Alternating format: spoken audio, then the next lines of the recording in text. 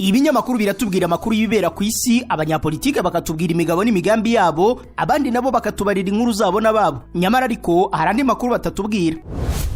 Ayo makuru na ya kampani Rubavu Buy and Sell Limited. Ngiyi kampani yizewe mu kugura no kugurisha ibibanza n'inzu mu buryo bwihuse. Ikorera mu burengerazuba bw'u Rwanda, by'umwihariko mu mujyi wa Rubavu ndetse no mu karere ka Musanze. Uretse kugura no kugurisha inzu, inabafasha kugura ibibanza no kubigurisha, ikanabafasha kubona apartment zo kubamo by'igihe gito cyangwa kirambye, ikanabafasha kuzamamaza. Ku bindi bisobanuro waduhamagara kuri 0782 42 43 82 cyangwa ukatwandikira ku mbuga nkoranyambaga zacu, hose twitwa Rubavu Real Estate. Rubavu Buy and Sell Limited, your trusted real estate partner. Ngwa ikaze kuri Rubavu Real Estate YouTube channel. Ni buri mu ISHAKA nda subscribe ukore no kunzogera kugira ngo tugitobana. Buri munsi dufite n'izindi platforms wadusangaho kuri TikTok, Instagram, Facebook, LinkedIn.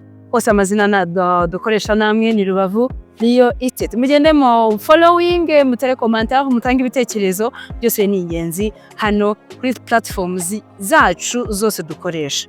Turi Rubavu mu MURARA, metero 20 zonyine kugira ngo ugere ku muhanda wa kaburimbo TUBAZANIYE. Ikibanza kirimo inzu ishaje. Ni ikibanza gifite metero kare 320, ni hafi y'umuhanda, na ahantu heza, ni muri quartier nziza.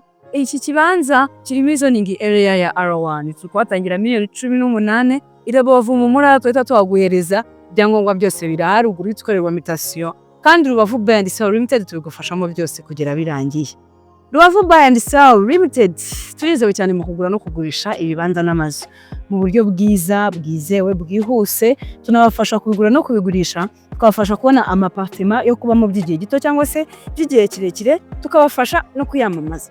Ikibanza rero twabazaniye ngira ngo murakibona ni iki ngiki, muduhamagare MUBAMBERE. Iyo nimero ubona kuri ekara yawe tubonaho.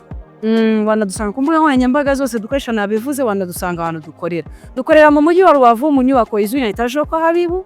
Dukorera muri floor ya mbere, uhageraho tubona ibyapa bya office yacu, inyubako yubatse iruhande rw'isoko. Rubavu Buy and Sell Limited, your trusted real estate partner, always here for you.